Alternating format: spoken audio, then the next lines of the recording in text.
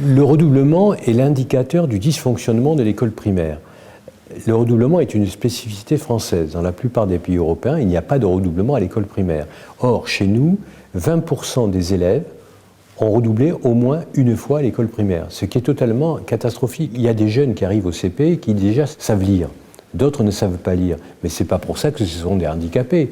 Il faut faire du sur-mesure dès le CP pour qu'à la fin de la classe de CP, eh bien, tous maîtrisent la lecture. Aujourd'hui, la solution de facilité, quand des gosses ont des difficultés, c'est de dire, eh bien, ils redoubleront, comme ça, ils rattraperont. Mais toutes les études que nous citons dans le rapport de l'Institut Montaigne montrent qu'en fait, ils ne rattrapent rien. Il faut faire du rattrapage en temps réel. Les rythmes scolaires sont très liés au RTT, notamment pour les cadres et les cadres supérieurs.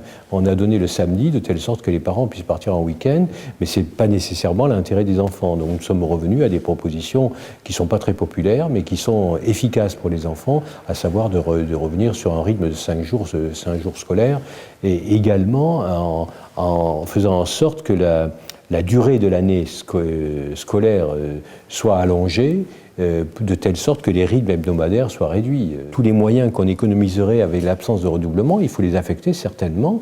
Pourquoi pas, moi ça ne me choquerait pas que dans une classe de CP, dans un lieu assez difficile, eh bien on mette deux professeurs des écoles qui soient en tandem pour traiter les cas, pour traiter cette classe de CP, pour faire en sorte qu'à la fin de l'année, ils sachent tous lire, par exemple. Donc les propositions de l'Institut Montaigne consistent à revenir aux fondamentaux, à savoir à mettre en avant le concept de cycle qui existe dans la loi et qui n'est pas utilisé, et également donner le maximum d'autonomie aux écoles primaires et faire en sorte qu'il y ait un directeur d'école qui soit réellement opérationnel et qui soit en charge d'organiser ces cycles dans les écoles.